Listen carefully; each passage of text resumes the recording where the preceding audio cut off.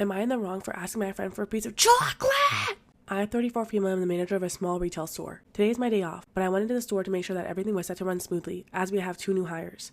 When I got there, my friend, an employee, Kate, 21 female, was in the back showing the other coworkers some chocolate that she got from her boyfriend. They were apparently some fancy gourmet dark chocolate truffles in a little box, and she was showing off the last one.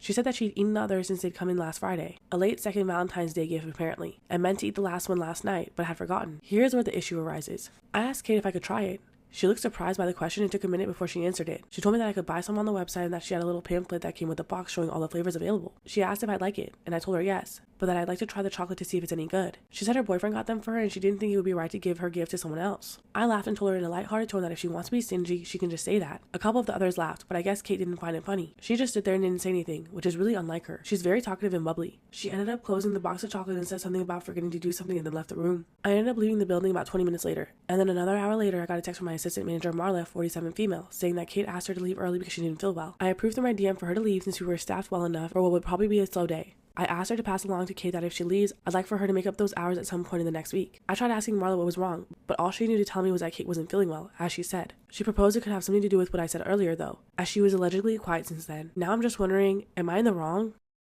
I'm leaving my boyfriend over a prank. I'm still shaken up a bit, so if this doesn't make much sense, I apologize. I, 18 female, have been with my boyfriend, 20 male, for almost 2 years. I moved in with him last August and things have been pretty rocky. My whole life I've struggled with my mental health, specifically depression, anxiety, and self-harm. I've been clean for a while though. I also have a history of trauma, but I don't need to get into that. I made sure my boyfriend knew this when we started dating because I wanted him to be able to nope out of the relationship if it was too much for him to deal with. He assured me it wasn't an issue. He never seemed to really get the whole mental health thing though, and he would make comments saying stuff like, depression is just spicy sad, and people with trauma should just get over it. He also thinks that only veterans can get PTSD. I've tried explaining things to him, but he just brushes me off, so I do the best to ignore him. Recently, he started watching a couple prank channels on YouTube, and he started pranking me. At first, it was just small things like putting way too much flavor in my water or salt in a bite of my food. I laughed it off. It didn't really bother me. But then he started jumping out and scaring me. That kind of stuff really affects me sometimes because of my PTSD, and I try to explain that to him. He would apologize but do it again the next day. I was getting annoyed and frustrated, but I try to let it be. Things escalated last week when he put some noisemakers under the toilet seat in the middle of the night. I woke up to go to the bathroom and sat down. Boom! It being late at night, me being half awake, and the loud noise all mixed together gave me a full-blown panic attack. I was on the bathroom floor crying and having flashbacks. After I don't know how long, I stopped crying and was just staring into space, having flashbacks. He came in because I guess he noticed I was gone for a while. When he saw me sitting on the floor, he remembered his little prank and started laughing. I just stared at him for a second, got up and called him an ass. I slept in the living room for the rest of the night. The next day, I sat him down and told him that he could not keep scaring me like this. No more jumping out at me.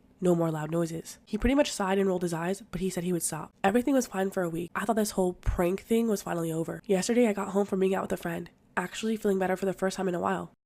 When I walked into the house, all the lights were off, so I assumed that he was still at work, which isn't abnormal because sometimes he works late. I plugged my phone in because it died on my way back home, and when it powered on, I got a notification that he sent me a text. It just read, "So sorry, I love you." I replied saying it's okay, I'll see you when you get home, love you. And I heard his phone ding in the bathroom. That was weird, I thought. I got up to go get his phone, and when I went into the bathroom, I saw him laying in the bathtub. The bath was full of water. There was an empty bottle of pills in the sink, and he was covered in blood. His wrists were cut, and there was just so much blood. My heart just sank. I started having a panic attack. I was hyperventilating, crying, and I was just frozen. After a minute, I ran to the living room to get my phone to call 911, and I hear splashing and then laughter. I turn around to see him standing in the hallway just laughing. He said he got me, and I should have seen the look on my face. I don't even know how to describe the feelings I was experiencing. I was so mad, sad, and scared. I didn't even say anything. I just walked out of the house. I just kept walking, and eventually I figured I needed to call my friend to come get me. At first, I didn't tell her what happened. I just told her that I needed her to come get me and it was an emergency. She came and took me back to her house where I'm at now. My boyfriend keeps calling me and he sent me some text saying that he was sorry and it was just a joke. He said I'm overreacting and I need to come home. I'm not answering. I don't even know what I would say to him. My friend's going over to his house tomorrow to get my things while he's at work. She said I can stay with her however long I need. I don't know what I'm going to do. I just feel numb. Today I messed up by telling my parents that I was gay to avoid their arranged marriage proposals. So I'm pretty straight, maybe slightly bi if we count femboys. Let's get that out of the way first. I'm also an Indian American male around 26 years of age. I'd also like to clear up some misconceptions around arranged marriage. A lot of non-Indians seem to think that it's literally your parents choose who you marry and that's that. But that's not really the case. Instead, it's more like your parents tap their network to find potential partners for you. If you like each other's pics, then you guys get to meet in person and then you decide whether or not you want to get married. It's not quite as bad as many of you think it is, but the whole process feels super rushed and I'd rather date someone before I figure out if we're compatible or not. Anyway, my parents have recently been getting on my case about getting married. Apparently, I'm getting older. I need to settle down and give them grandchildren or something like that. Basically, every time I see them, which is fairly often since they live close by, they have a new potential match for me. a picture of some new girl and asked me if I'd be willing to meet her. It's honestly super annoying, but I'm too non-confrontational to really put my foot down and say, I don't want an arranged marriage. After all, if I do, there'd be an argument or at minimum some interrogation about why I don't want one. So I was thinking of ways I could get them to stop harassing me about getting married, and that idea in my head popped up. I decided it'd be a lot easier to just come out as gay than to explain why I didn't want an arranged marriage. My parents were fairly conservative but weren't the types to disown their kids,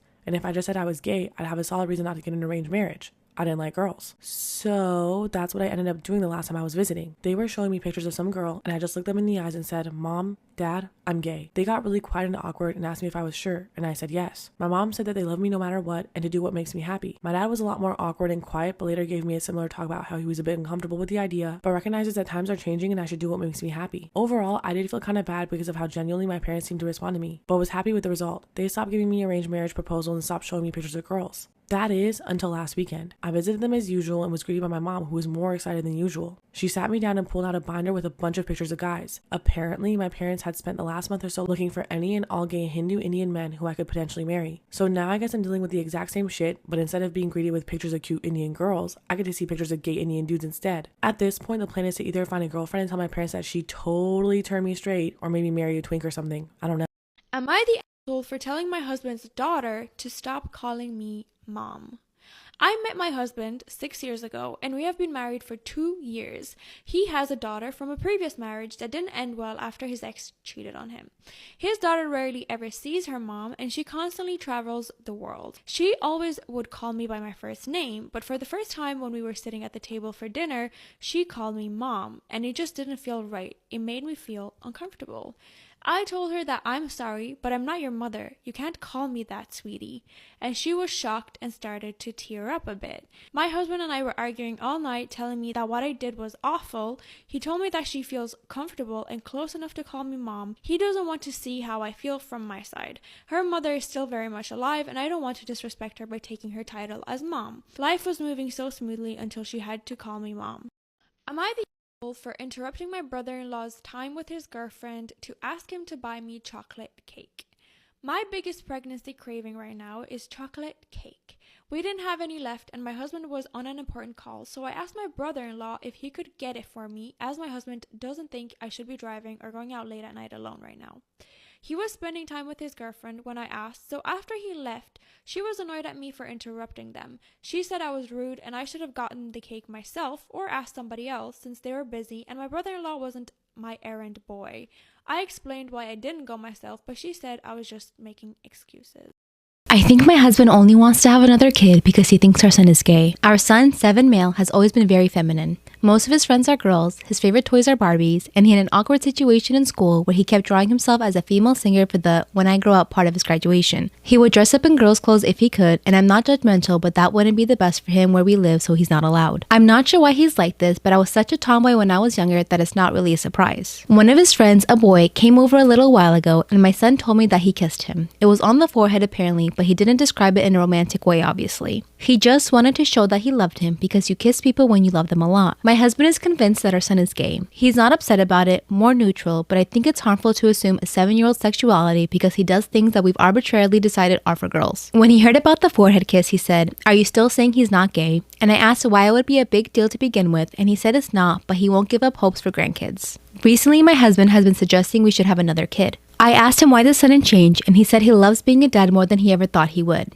I believe him about that, but the timing in his comment about grandkids won't leave my mind. I originally wanted to adopt, and he said even if it's selfish, he wanted his only child to be biologically his. I'm putting all of this together, and to me, I'm worried he only wants another child to have biological grandkids. I feel like that is showing that he's going to love our son less than this hypothetical next child. Does it sound like that to you too, or am I reading too much into it?